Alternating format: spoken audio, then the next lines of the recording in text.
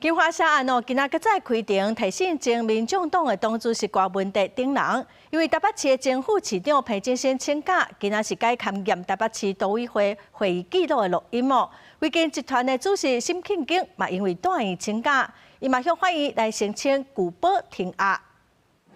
法警介后行出警备车，前民众党主席郭文德搁一摆被提审，台北地院继续开庭审理金华社案件。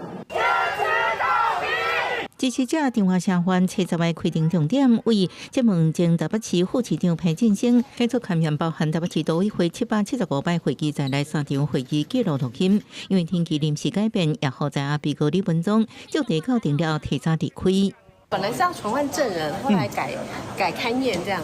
开庭勘验进前，法官先讨论后修订诉处行决定7月24传唤裴正兴作证，围观进度检辩也放弃传唤部分证人，其中检方的放弃名单有9个表天涉事，东森集团总裁王玲玲等3人。检方表示，郭文德已经无证据，口指出有他遭表天证据1000万现金的赔偿。这几天你看那个。